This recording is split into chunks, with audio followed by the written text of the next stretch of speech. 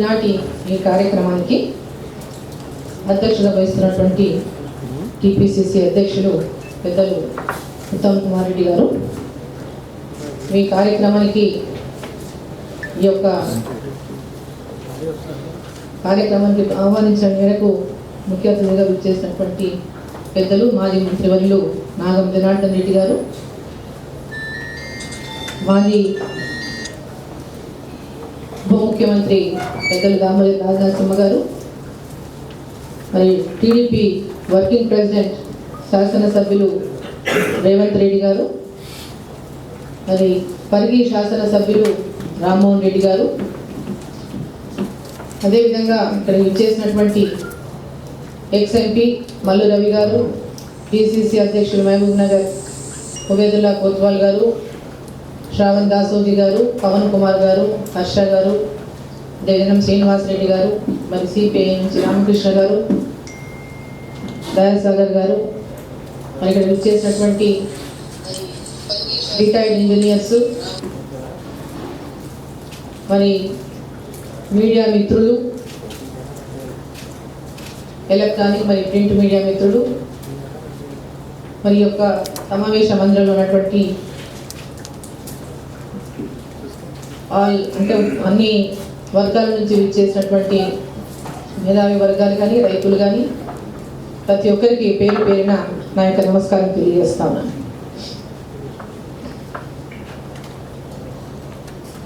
Retired engineers ముత్యం రెడ్డి గారికి, విష్ణువర్ధన్ రెడ్డి గారికి, విజయమోహన్ రావు గారికి మరి వారికి నా యొక్క నమస్కారాలు తెలియజేస్తా ఉన్నాను. అందరికీ యొక్క పాలమూరు రంగారెడ్డి ఎత్తిపోతల పథకం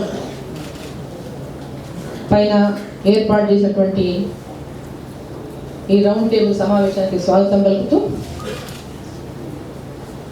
60 సంవత్సరాల పోరాటం తర్వాత నీళ్లు, నిధులు, నియామకాలు నిర్లక్ష్యానికి గురైనటువంటి ఈ తెలంగాణను ప్రత్యేక తెలంగాణ అయితే తప్ప తెలంగాణకు న్యాయం జరగదని ప్రత్యేక తెలంగాణని కోరుకున్న నేపథ్యంలో సోనియా గాంధీ గారు తెలంగాణ ప్రజల ఆకాంక్షల మేరకు తెలంగాణ ప్రజలను గౌరవించి దేశ స్థాయిలో ఉన్నటువంటి అన్ని పార్టీల సహకారంతో సొంత పార్టీ నష్టపోయినా తెలంగాణ ప్రజల కోసం వారి ఆకాంక్ష, వారి యొక్క అభివృద్ధి ధ్యేయంగా విద్యార్థుల ఆత్మ బలిదానాలు కానీ ప్రాంత ప్రజల ఆత్మ గౌరవాన్ని కాపాడేటటువంటి ఏకైక లక్ష్యంతో తెలంగాణ కళను సాకారం చేసినటువంటి విషయాన్ని మనం అందరం కూడా గుర్తించాలని చెప్పి సందర్భంగా నేను తెలియజేస్తా ఉన్నాను. తెలంగాణ వచ్చిన తర్వాత ఆ లక్ష్యాలను సాకారం చేయడానికి చిత్తశుద్ధితో ఒక పెద్ద బాధ్యతతో మరి టీఆర్ఎస్ ప్రభుత్వం పనిచేస్తుందని కూడా అందరం ఆశించిన ఒక ఉద్యమ పార్టీ అధికారంలోకి వచ్చింది. అనేక విషయాలు ఉద్యమం సమయంలో తెలంగాణ ప్రజల యొక్క కష్టాలను తెలిపింది. తప్పకుండా ఆ యొక్క తెలంగాణ ప్రజల ఆకాంక్షల వైపు చూపు మళ్ళించి పనిచేస్తూనే కూడా అందరం ఆశించాం. కానీ ఈరోజు తెలంగాణ ప్రజల యొక్క ఆశలను అడియాసలు చేసే విధంగా నిరంకుశంగా బాధ్యతను విస్మరించి ప్రాజెక్టుల పేరు మీద తెలంగాణను దోచుకోవాలని ఈరోజు చేసినటువంటి వాళ్ళ ప్రయత్నం చాలా బాధ కలిగిస్తూ ఉందని చెప్పి నేను తెలియజేస్తా ఉన్నా. 2014లో తెలంగాణ రాష్ట్రం ఏర్పడే నాటికి దాదాపు 1 కోటి ఎకరాల భూములకు సాగునీరు అందించేటటువంటి ప్రాజెక్టులను నిర్మాణ దశలో ఉన్న సందర్భంగా ఆ రోజుకే 1 కోటి ఎకరాల సాగును అందించే విధంగా ప్రాజెక్టులు రూపుదిద్దుకున్నాయి. ఆదిలాబాద్లో కొమరంభీం ప్రాజెక్టు కానీ, ప్రాణహిత చేవెళ్ల ప్రాజెక్టు కానీ, కరీంనగర్లో కాళేశ్వరం ప్రాజెక్టు కానీ, నల్గొండలో ఎస్ఎల్బీసీ కానీ, పాలమూరులో ఉన్నటువంటి కల్వకుర్తి, నెట్టెంపాడు, భీమా, కోయిల్ సాగర్ పథకాలు దాదాపు 80 నుంచి 90% పూర్తయినాయి ఆనాటికే. మరి గత 3 సంవత్సరాలుగా మరి ఈ ప్రాజెక్టులకు ఆన్గోయింగ్లో ఉన్నటువంటి ప్రాజెక్టులకు సరైన విధంగా నిధులు కేటాయించకుండా ఆ ప్రాజెక్టులు పూర్తయితే ఎక్కడ గత ప్రభుత్వాలకు పేరు వస్తుందో అనేటటువంటి ఒక దుర్బుద్ధితో ఈ ప్రాజెక్టును పూర్తిగా నిర్లక్ష్యం చేసి ఇంతవరకు కూడా పూర్తి చేయనటువంటి పరిస్థితి మనం ఈరోజు చూస్తూ ఉన్నాం. కేవలం ఒక 20-25 వేల కోట్లు ఈ రాష్ట్రంలో ఉన్నటువంటి ఆన్గోయింగ్ ప్రాజెక్ట్స్ ఖర్చు పెట్టి ఉంటే ఈ పాటికి అంటే తెలంగాణ ప్రజల యొక్క ఆకాంక్షలు నెరవేరే దిశగా ముందుకు పోయేది, తెలంగాణ రైతాంగంలో ఉన్నటువంటి వాళ్ళ జీవితాల్లో ఉన్నటువంటి ఆశలు కూడా చిగురించేటటువంటి పరిస్థితి ఉండేది. కానీ టిఆర్ఎస్ పార్టీ, టిఆర్ఎస్ ప్రభుత్వం మొత్తం కమిషన్ల కోసం తెలంగాణను దోచుకోవడానికి అర్థం పర్థం లేనటువంటి డిజైన్లతో ఆదరాబాదరాగా ఈ ప్రాజెక్టుని చేపట్టి తెలంగాణకు దోపిడీకి గురి చేసేటటువంటి లక్ష్యంతో మరి కొత్త ప్రాజెక్టుల మీద ఎక్కువ మోజు కనపరుస్తూ పాత ప్రాజెక్టులను నిర్లక్ష్యం చేసిన విషయాన్ని మనం గమనించాల్సినటువంటి అవసరం ఉంది. ఇక్కడ కొత్త ప్రాజెక్టులు, కొత్త కాంట్రాక్టర్లు, కొత్త కమిషన్లు చందంగా ఈరోజు తెలంగాణ రాష్ట్రం నిస్సుగ్గుగా దోపిడీకి ఈ పార్టీ పాల్పడతా ఉందని చెప్పడానికి కూడా మేము బాధపడతా ఉన్నామని తెలియజేస్తా ఉన్నాం. మరి ఈ పాలమూరు రంగారెడ్డి ఎత్తిపోతల పథకం కూడా ఆ కోవలోకే ఈరోజు చేరడం చూస్తే పాలమూరు ప్రజల యొక్క, రైతుల యొక్క కష్టాలు ఎప్పటికైనా తీరేనటువంటి అనుమానం కూడా కలుగుతా ఉందని చెప్పి ఈ సందర్భంగా నేను తెలియజేస్తా ఉన్నాను. ఒక పక్క అర్థం లేనటువంటి డిజైన్లతో ఇష్టం వచ్చినట్టుగా ముబ్బడిగా ప్రాజెక్టుల కాస్టులు అంచనాలను పెంచుకుంటూ భూసేకరణ చట్టాన్ని సైతం తుంగలోకి తొక్కి మరి పేదల భూములను భూ కొనుగోలు అంటూ భూములు లాక్కుంటూ ఏ అనుమతులు లేకుండా టెండర్లు పిలిచి ఈరోజు దోపిడీకి ఈ తెలంగాణ రాష్ట్రంలో టీఆర్ఎస్ పార్టీ పాల్పడతా ఉందని చెప్పి ఈ సందర్భంగా నేను తెలియజేస్తాను. ప్రభుత్వం చేసినటువంటి తప్పులను ఎత్తి చూపించి న్యాయం కోసం తప్పని పరిస్థితుల్లో ప్రజలు న్యాయస్థానాన్ని ఆశ్రయిస్తే అదేదో ప్రాజెక్టును అడ్డుకుంటున్నారని, అభివృద్ధిని అడ్డుకుంటున్నారని గ్లోబల్ ప్రచారం చేస్తూ చిల్లర రాజకీయాలు చేస్తున్నటువంటి విషయాన్ని సందర్భంగా గుర్తు చేస్తా ఉన్నాం. ఈరోజు ఈ రాష్ట్రంలో ప్రాజెక్టులు పునాదులు వేసిందంటే కాంగ్రెస్ పార్టీ అనేటువంటి విషయాన్ని మర్చిపోవద్దని చెప్పి ఈ సందర్భంగా నేను గుర్తు చేస్తా ఉన్నాను.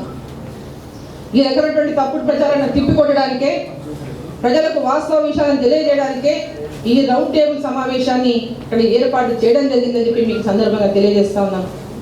ముందుగా కొంత నేను ప్రజెంటేషన్ చేసిన తర్వాత వాళ్ళందరూ కూడా ఈ యొక్క రౌండ్ టేబుల్ సమావేశం చేసినటువంటి పెద్దలందరూ కూడా మరి లోతుగా ఈ పాలమూరు రంగారెడ్డి పథకంలో జరుగుతున్నటువంటి అవినీతి, అక్రమాలు, దోపిడీ, ప్రాజెక్టుల డిజైన్లో మార్పు పేరుతో ప్రాజెక్టులను దోచుకున్నటువంటి విధానాన్ని కూడా అందరి అభిప్రాయాలను చర్చించి విశ్లేషించి ఒక కార్యాచరణను రూపొందించుకుందామని చెప్పి సందర్భంగా నేను విజ్ఞప్తి చేస్తా ఉన్నాను. ఇప్పుడు ప్రజెంటేషన్ని కొద్దిసేపు ప్రజెంటేషన్ ద్వారా కొన్ని విషయాలు మీ ముందు తీసుకొస్తాను.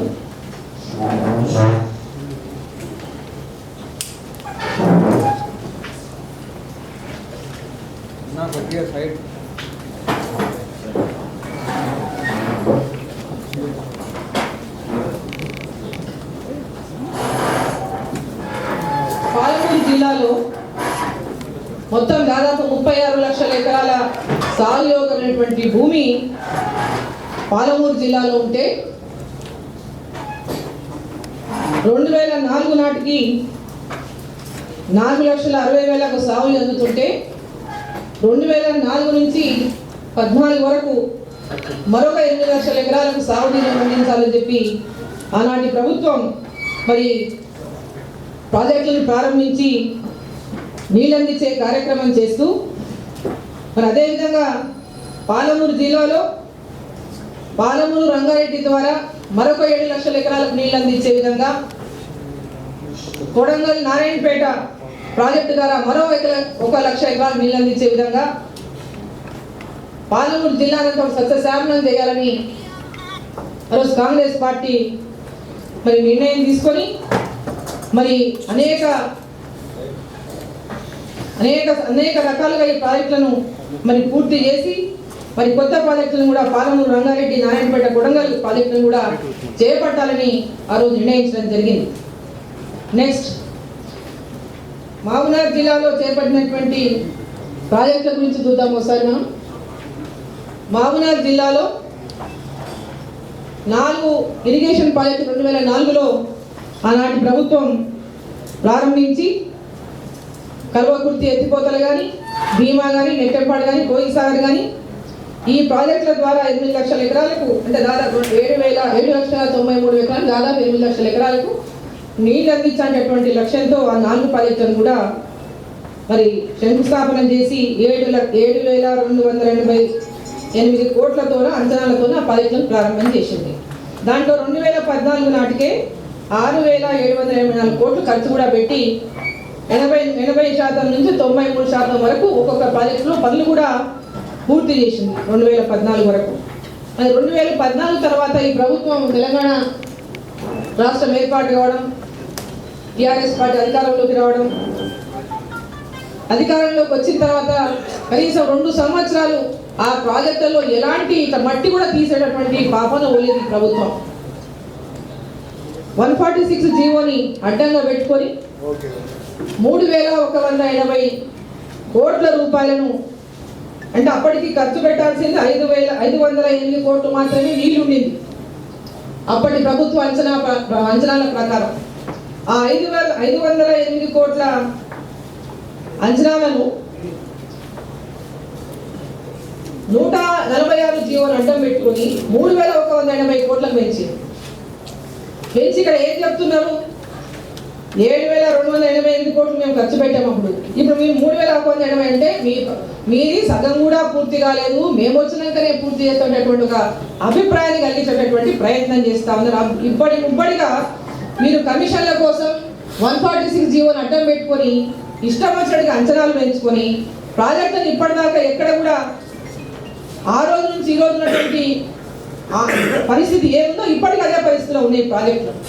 మరి ఈరోజు ఒకవేళ మేమే కనుక కాంగ్రెస్ పార్టీ కనుక అధికారంలోకి వచ్చుంటే ఈ ఆన్గోయింగ్ ప్రాజెక్టులు ఒక సంవత్సరంలోనే పూర్తి చేసి ఉండేది.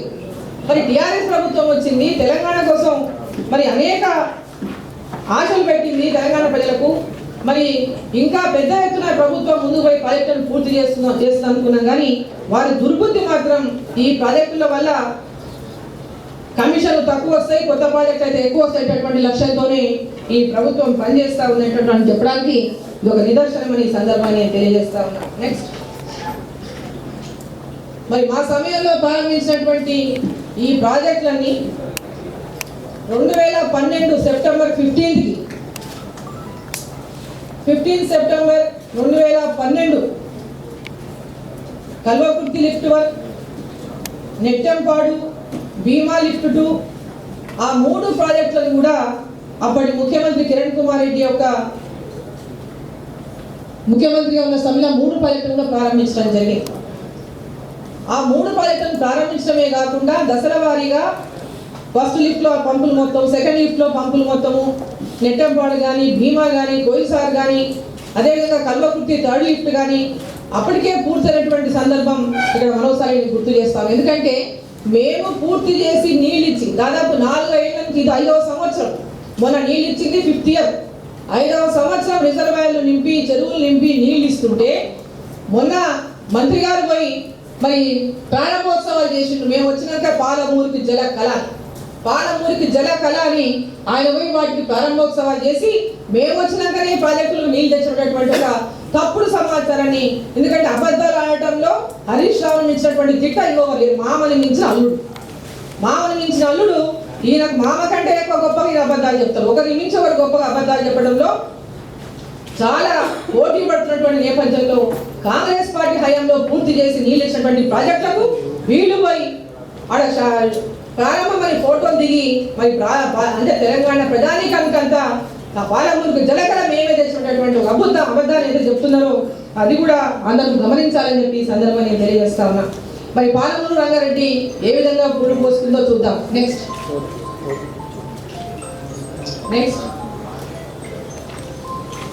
మరి పాలమూరు రంగారెడ్డి ప్రాజెక్టు మహబూబ్నగర్ జిల్లాలో ఎత్తైన ప్రాంతాలు ఉన్నటువంటి ఈ 4 ప్రాజెక్టుల ద్వారా నియంత్రణ ప్రాంతాలు కాకుండా ఏదైతే ఎత్తైన ప్రాంతాలైనటువంటి నారాయణపేట కానీ, కొడంగల్ కానీ, మక్కల్లుపాట్ కానీ, దేవరకర్ల కానీ, మహబూబ్ నగర్ కానీ, జడ్చర్ల కానీ, షాద్ నగర్ కానీ, పార్ట్ ఆఫ్ నాగర్ కర్నూలు కానీ అదేవిధంగా రంగారెడ్డి జిల్లాలో ప్రాంతాలు కానీ పరిగి ఆ ప్రాంతాలు కానీ మరి వీటి వికారాబాద్ ఇప్పుడు కొత్త జిల్లా వికారాబాద్ మరి ఈ ప్రాంతాలకు ఎట్టి ప్రాంతాలు ఉన్నాయి. వీటికి కూడా మరి సాగునీరు అందించేటువంటి అవకాశం ఉంది జూరాల ప్రాజెక్టు ద్వారా. మరి వాటికి ఈ ప్రాంతాలంతా కూడా ఈ యొక్క కరువు పరిస్థితుల నుంచి బయటికి తీసుకురావాలంటే పాలమూరును కూడా పూర్తిగా కరువు పీడిత ప్రాంతాన్ని సస్యశ్యామలం చేయాలంటే ఈ పాలమూరు రంగారెడ్డి కూడా చాలా అవసరమని రిటైర్డ్ ఇంజనీర్స్ పూర్వం వాళ్ళంతా కూడా ఒక ప్రాజెక్ట్ రిపోర్టు తయారు చేసినటువంటి నేపథ్యంలో ఫిబ్రవరి 2, 2009 నాడు ఆ రోజు ఇచ్చినటువంటి తెలంగాణ విశ్రాంతి చెందినటువంటి ప్రాజెక్టు రిపోర్టును ఆధారంగా అప్పటి ఎంపీలు ఎమ్మెల్యేలు అందరం కూడా కలిసి మరి అప్పటి ముఖ్యమంత్రి రాజశేఖర రెడ్డి గారిని ఈ ప్రాజెక్టును చేపట్టాలని పాలమూరు రంగారెడ్డి కూడా చాలా అవసరం పాలమూరు జిల్లాకు అని చెప్పి కోరడం జరిగింది. మరి మా విజ్ఞప్తి మేరకు అప్పటి ముఖ్యమంత్రి గారి ఆదేశంతో మరి ఫిబ్రవరి 26, 2009 అప్పటి సిఈ ప్రభాకర్ రెడ్డి గారు మామూలు ప్రాజెక్ట్ సిఈ ప్రభాకర్ రెడ్డి గారు మరి సర్వే పనుల కోసం 5 కోట్ల రూపాయలు అవసరమని చెప్పి ప్రతిపాదించడం జరిగింది. అంటే ఇది ఎప్పుడు పురుడు పోస్తున్నదని చెప్పడానికి నేను ఈ యొక్క విషయాన్ని ఇక్కడ చెప్తా ఉన్నాను. మరి కిరణ్ కుమార్ రెడ్డి గారు ముఖ్యమంత్రిగా ఉన్నప్పుడు 2013లో మరి జీవో నెంబర్ 722 ద్వారా 6.9 crores మరి కేటాయిస్తూ మరి పాలమూరు రంగారెడ్డి సర్వే పనులను చేపట్టాలని కూడా జీవో విడుదల చేసిన విషయాన్ని ఈ సందర్భంగా నేను తెలియజేస్తా ఉన్నాను. మరి దాని ఆధారంగానే ఇంజనీరింగ్ స్టాఫ్ కాలేజ్ ఆఫ్ ఇండియాతో మరి డిపిఆర్ చేయించడం జరిగింది. మరి వారు జూరాల నుంచి మరి నీటిని డ్రా చేసే విధంగా సూచించడం కూడా జరిగింది. నెక్స్ట్ ఇప్పుడు ఒకసారి ఆ డిజైన్ ఏ విధంగా రూపొందించాలో చూద్దాం. మొట్టమొదటిగా పాలమూరు రంగారెడ్డి విశ్రాంతి చేసినటువంటి డిజైన్ ఇది. వాళ్ళు 2008, 2009లో ఆ రిటైర్డ్ ఇంజనీర్స్ చేసినటువంటి ప్రపోజల్ ఇది. జూరాల నుంచి మిగులు జలాల నుంచి 35 days అంటే డైలీ 2 TMC చొప్పున 70 TMC వాటర్ని జూరాల దగ్గర 310 మీటర్ల ఎత్తు దగ్గర డ్రా చేసి కోయిల్ సాగర్కు లిఫ్ట్ చేయడం, అక్కడ 3.5 లక్షల ఎకరాలకు ఆ ప్రాంతంలో ఆయకట్టును సాగులోకి తీసుకురావడం, ఆ తర్వాత కోయిల్ సాగర్ నుంచి మమదాబాద్కు మరొక లిఫ్ట్ ద్వారా మరి 3,40,000 ఎకరాలకు నీళ్ళు అందించే విధంగా, ఆ తర్వాత మమదాబాద్ నుంచి ఇప్పలపల్లి నుంచి లక్ష్మీదేవపల్లికి మరి లిఫ్టులు ఏర్పాటు చేస్తే అక్కడ 3,10,000 ఎకరాలకు నీళ్ళు అందించే విధంగా ఆ డిజైన్ రూపొందించారు. మొత్తం 10 లక్షల ఎకరాలకు మరి ఈ యొక్క డిపిఆర్ని తయారు చేసి మరి 7 లక్షలు మహబూబ్నగర్ జిల్లాలో, అదేవిధంగా 2,70,000 మరి మన రంగారెడ్డి జిల్లాలో, అదేవిధంగా 30,000 ఎకరాలు నల్గొండ జిల్లాలో మరి నీళ్ళు అందించేటటువంటి లక్ష్యంతో ఆ రోజు ఆ ప్రపోజల్స్ని తయారు చేసి మరి ఇవ్వడం జరిగింది. నెక్స్ట్ ఎస్టిమేట్స్ ఏ విధంగా ఉన్నాయి అన్నాడు చూద్దాం. పాలమూరు రంగారెడ్డి అంటే విశ్రాంత ఇంజనీరింగ్ మొట్టమొదటిగా ప్రాజెక్టు రిపోర్ట్ తయారు చేసినప్పుడు మొత్తం 9,000 కోట్లతో ఈ ప్రాజెక్టు రిపోర్టు తయారు చేశారు. జూరాల నుంచి నీళ్లు తీసుకొని అక్కడ నుంచి కరెంటు ఖర్చు ఏంటంటే అక్కడ నుంచి కరెంటు కూడా 2,350 మెగావాట్లు అవుతుంది. దానికి 49.35 crores మరి ఖర్చు అవుతుందని చెప్పి కూడా వాళ్ళకు రిపోర్ట్ ఇవ్వడం జరిగింది. ప్రతి ఎకరాకు ఖర్చు 90,000 రూపాయలు మాత్రమే అని చెప్పి కూడా వాళ్ళు ఇచ్చినటువంటి రిపోర్టు. నెక్స్ట్ కొత్త డిజైన్ చూద్దాం.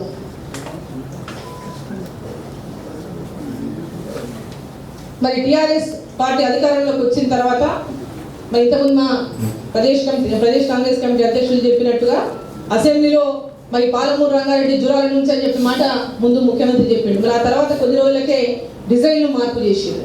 ఆ డిజైన్లు మార్పు చేసి జూరాల దగ్గర నుంచి తీసి శ్రీశైలం దగ్గరికి మార్చింది. శ్రీశైలం దగ్గరికి మార్చి అంటే జూరాల దగ్గర కంటే కూడా 70 మీటర్ల కింది నుంచి నీళ్ళు ఇక్కడ లిఫ్ట్ చేయాలనేటువంటి విధంగా వాళ్ళు మళ్ళీ డిజైన్లు కొత్తగా రూపొందించారు. అక్కడ నుంచి నార్లాపూర్ నుంచి ఏదుల నుంచి వట్టెం నుంచి కరవెన నుంచి ఉదండాపూర్, అక్కడ నుంచి కేపీ లక్ష్మీదేవిపల్లి వరకు ఈ యొక్క కొత్త ప్రపోజల్ని మళ్ళీ ప్రభుత్వం తయారు చేసిన డిజైన్ మార్చి. నెక్స్ట్ మరి కొత్త డిజైన్లలో ఏ విధంగా ప్రభుత్వం ఎంత నీరు డ్రా చేస్తారు, ఎప్పుడెప్పుడు డ్రా చేస్తారు, ఎంతెంత డ్రా చేస్తారు ఒక స్పష్టత లేదు. ఇక్కడ నీళ్లు జూరాల దగ్గర నీళ్లు అంటే ఫ్లడ్ డేస్ తక్కువనే శ్రీశైలం దగ్గరికి మార్చడమని చెప్పినారు. మరి అక్కడ నుంచి కూడా వాళ్ళు మొట్టమొదటి ఇచ్చినటువంటి బ్రోచర్లోనేమో అంటే 2015 జూన్లో వాళ్ళు ఇచ్చిన దాంట్లో 70.59 టీఎంసీలు అని ఇచ్చింది. ఆ తర్వాత కేసీఆర్ గారి ప్రజెంటేషన్లో 78.28 అని ఇచ్చింది. ఆ తర్వాత మళ్ళా ఒక 2 నెలలకే 69.5 అన్నారు. మళ్ళీ ఈ రోజేమో 90 అంటున్నారు. అంటే ఒక స్పష్టత లేదు. నిజంగా ఎన్ని నీళ్లు డ్రా చేస్తారు, ఎన్ని నీళ్లు ఈ పాలమూరు రంగారెడ్డికి అవసరం, శ్రీశైలం దగ్గర నుంచి ఎన్ని నీళ్లు డ్రా చేస్తున్నారు, ఏ విధంగా ఈ డిజైన్లు చేస్తున్న విషయంలో కూడా ఎలాంటి స్పష్టత ఇప్పటి వరకు లేదు. నెక్స్ట్ ఆయకట్టుపై కూడా చూద్దాం. ఆయకట్టు విషయానికి వస్తే కూడా ఇప్పటిదాకా పూటకో మాటనే మాట్లాడుతూ ఉంది ఈ ప్రభుత్వం. మొట్టమొదట 10 లక్షలు పాలమూరు రంగారెడ్డిలో ఉన్నటువంటి 10 లక్షలే, వీరు వచ్చిన తర్వాత కూడా అదే 10 లక్షలు అని చెప్పడం జరిగింది. మరి ముఖ్యమంత్రి గారి ప్రజెంటేషన్లో 12,30,000 అని చెప్పి చూపించడం జరిగింది. 47 మండలాలు అని చెప్పారు మొట్టమొదట. మరి ఈరోజు 62 మండలాలు, మరి కొత్త మండలాలు అయినాక 72 మండలాలకు జరిగింది ఆ సంఖ్య. ఇప్పటికి కూడా దీనిపైన ఎన్ని లక్షల ఎకరాలకు అనేటట్టు నీళ్ళు ఇస్తున్నట్టు దానిలో స్పష్టత లేదు. నెక్స్ట్ రీడిజైన్ని ఏ విధంగా అర్థవంతమైనటువంటి రీడిజైన్ వాళ్ళు చేసిన డిజైన్ ఒకసారి మాట్లాడదాం. జూరాల దగ్గర ఫస్ట్ ఏదైతే పాత డిజైన్ ఉండిందో జూరాల దగ్గర 310 మీటర్ల దగ్గర నుంచి నీరు డ్రా చేయాలనేటువంటి ప్రతిపాదన మొట్టమొదటి. ఆ తర్వాత వీళ్ళు మార్చిన ప్రతిపాదన శ్రీశైలం దగ్గరికి మార్చి 240 మీటర్ల ఎత్తు లోపల మరి నీళ్లు తీసుకోవడం అనేది ఇది తుగ్లక్ నిర్ణయమా కాదా? ఎలాంటి పిచ్చి పిచ్చి నిర్ణయాలు ఈ ముఖ్యమంత్రి ఒక మాట పొంతన లేకుండా ఎప్పుడు ఏది బుద్ధి పుడితే ఆ రోజు ఈ ఆలోచన వస్తే ఈ మాట, రేపు ఇంకో ఆలోచన వస్తే ఆ మాట, ఎల్లుండి ఇంకోటి వస్తే ఇంకోటి, అట్లా ఏ పూట కాపూట మాటలు మార్చుకుంటూ వాటిని ఇది చేర్చుకుంటూ ఈరోజు 1,600 కోట్ల రూపాయల భారం కేవలం ఎలక్ట్రిసిటీ మీదనే 1,600 కోట్ల రూపాయల ఖర్చు అవుతుంది అనేటటువంటి మాట వాస్తవమా కాదా కూడా చెప్పాల్సినటువంటి అవసరం ఉంది. మరి 35 రోజులలో రోజు 2 టీఎంసీ వాటర్ జోల దగ్గర తీసుకుంటే 70 టీఎంసీలు, ఇప్పుడు నేను 120 టీఎంసీలు డ్రా చేస్తాను కూడా చెప్పిన ఒకసారి ముఖ్యమంత్రి గారు. కాబట్టి నేను శ్రీశైలంకి మార్చడానికి నీట్ అవైలబిలిటీ తక్కువ ఉంది జ్వాల దగ్గర అని చెప్పేటువంటి మాట మాట్లాడేది. మరి ఈరోజు అదే జ్వాల దగ్గర రోజుకు 3 టీఎంసీల చొప్పున తీసుకుంటా 3 నెలలు 35 డేస్ తీసుకుంటే కూడా ఈ ప్రాజెక్టుకి కాకుండా తాగునీటి అవసరాల కోసం చేసినటువంటి అవకాశం ఉండేది. మరి దాని కాకుండా ఈరోజు నార్లాపూర్ దగ్గరికి పోయి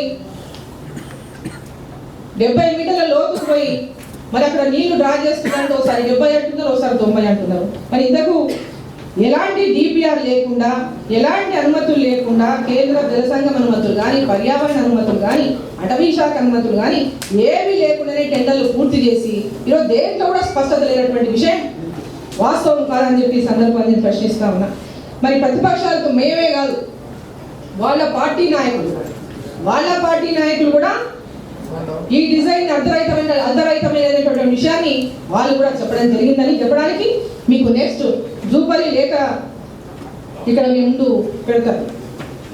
జూపల్లి గారు లేఖ రాసింది. జూపల్లి గారు జిల్లాలో ఉన్నటువంటి ఇతర మంత్రులు, ఎమ్మెల్యేలు, జూపల్లి కృష్ణారావు, నిరంజన్ రెడ్డి, మనకు ఉన్నటువంటి జిల్లాలో ఉన్నటువంటి టీఆర్ఎస్ ఎమ్మెల్యేలు అందరూ కలిసి ముఖ్యమంత్రికి ఒక లేఖ రాసింది.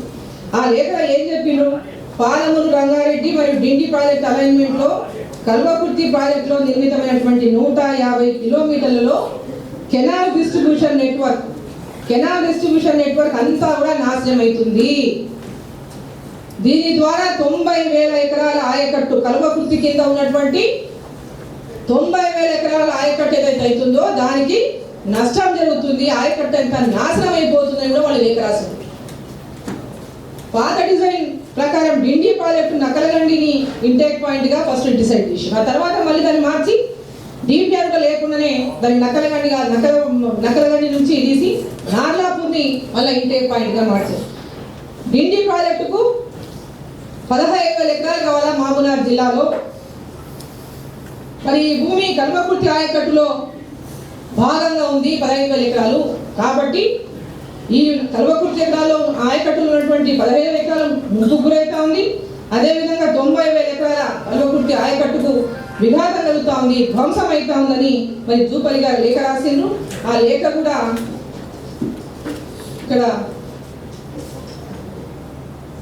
మీకు అందరికి ఇస్తాం. కాపీ తర్వాత జూపల్లి గారు ముఖ్యమంత్రి గారికి రాసిన లేఖ ప్రతిపక్షాల మీద దుమ్ము పోసే ముందు వీళ్ళు రాసినటువంటి జూపల్లి కృష్ణారావు గారు లేఖ రాసిండ్రు. జిల్లాలో ఉన్నటువంటి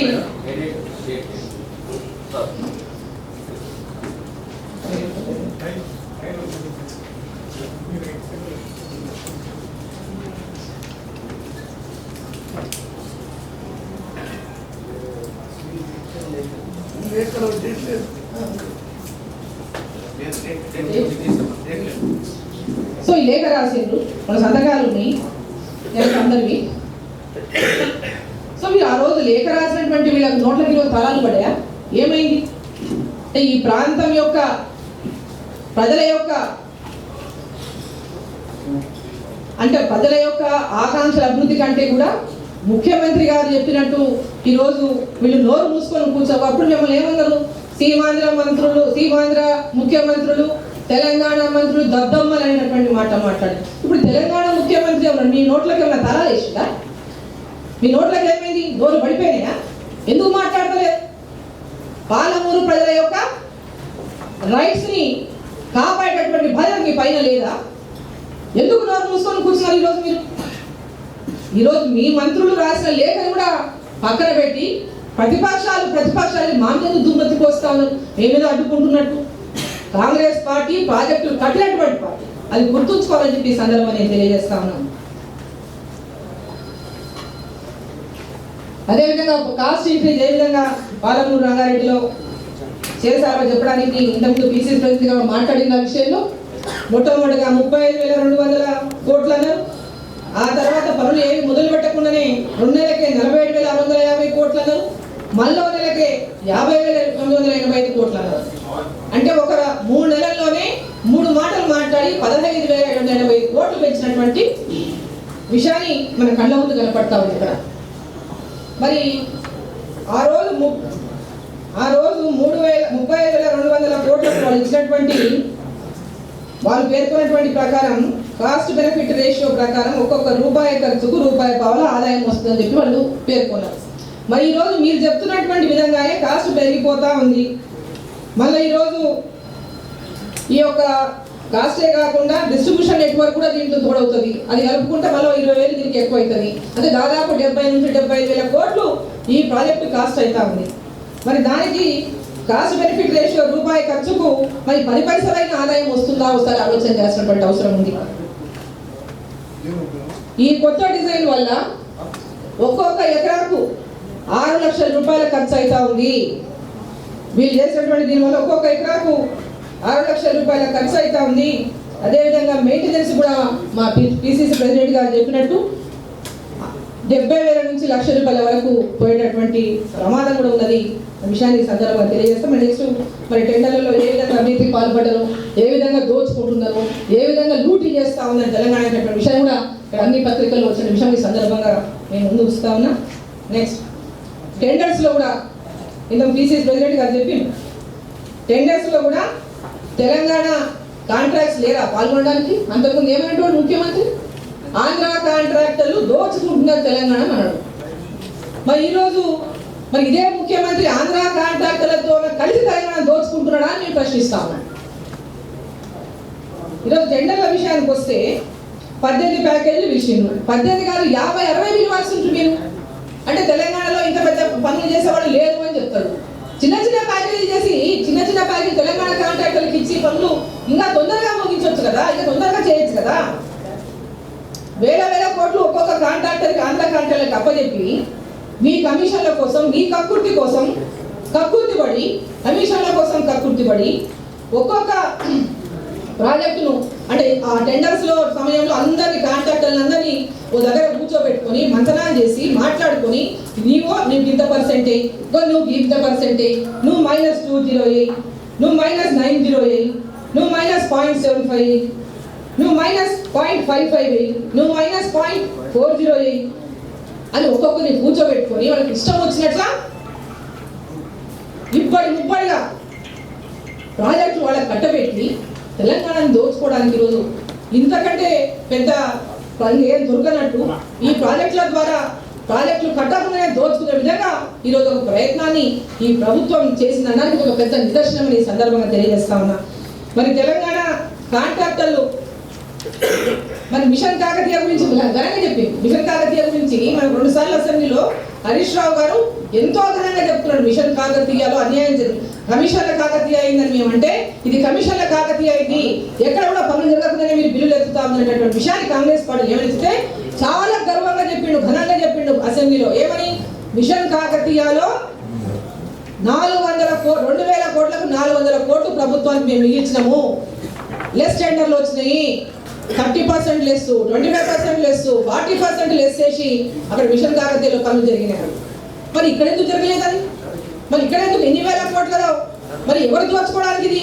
ఇక్కడ ఈ మైనస్లు పోకుండా ప్లస్ మైనస్ 10 మైనస్ 20 పెట్టినారు, 0.10 పెట్టినారు. తెలంగాణను దోచుకోవడమే ధ్యేయంగా ఈరోజు ప్రాజెక్టుల నిర్మాణం అని చెప్పి ఈ సందర్భాన్ని నేను ప్రశ్నిస్తా ఉన్నా.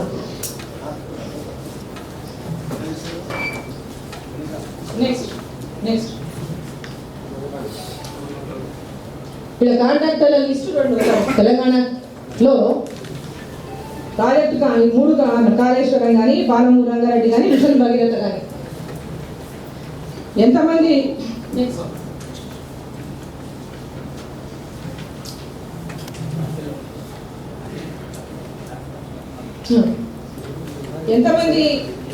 దీంట్లో ఆంధ్ర కాంట్రాక్టర్లు 3 పనిచేస్తూ ఒక్కసారి మన కళ్ళకు కనపడతారు.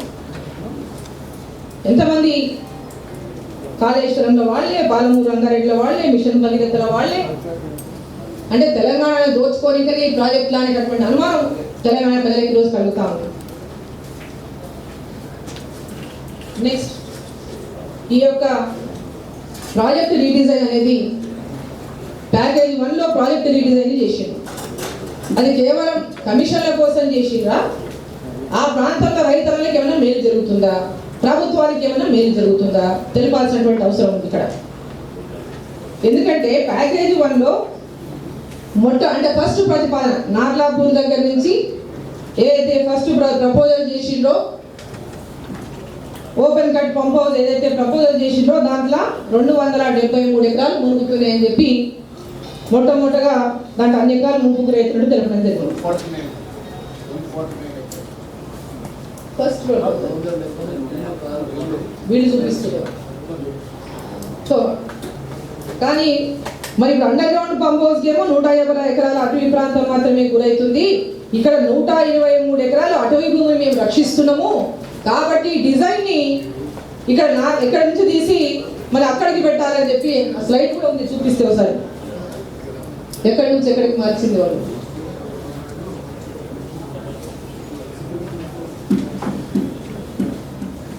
అదే నార్లాపూర్ దగ్గర రిజర్వాయర్ కడతా ఉన్నారు. కలెక్టర్ గారు అప్పటికే అటవీ ల్యాండ్ ఏదైతే భూములు మునుగుతున్నాయో ఆ భూములకు ఆల్టర్నేట్ గా వేరే భూములు కూడా గవర్నమెంట్ ల్యాండ్స్ కూడా అసైన్ చేయడం జరిగింది. వాటికి పొజిషన్ కూడా ఇవ్వడం జరిగింది కాంట్రాక్టర్కి ఆ ల్యాండ్ లో పని చేయడానికి, ప్రాజెక్టు పని చేయడానికి. 200 ఎకరాల్లో దాదాపు జంగల్ కటింగ్ చేసి పని కూడా ప్రారంభించిన తర్వాత మన సడన్గా ఏం కలు వచ్చిందో ఏం కష్టం వచ్చిందో తెలియదు కాంట్రాక్టర్కి, నవయుగ కాంట్రాక్టర్ గారికి. అప్పటికప్పుడు ఇక్కడ నుంచి project open cut pump house కాదు, నేను అండర్ గ్రౌండ్ పంప్ హౌస్ కడతా అనేటటువంటి విధంగా నాకు ఈ ప్లేస్ కూడా మారుస్తూ అండర్ గ్రౌండ్ పంప్ హౌస్ కు నాకు పర్మిషన్ ఇవ్వాలని చెప్పి లేఖ పెట్టుకున్నాడు. ఆ లేఖ పెట్టుకున్న ఎంబడే ఒక కమిటీ వేసిండు మంత్రి గారు. ఆ కమిటీ వేస్తే కమిటీ కూడా చాలా స్పష్టంగా ఆ యొక్క ప్రతిపాదనను నిరాకరించింది, రిజెక్ట్ చేసింది.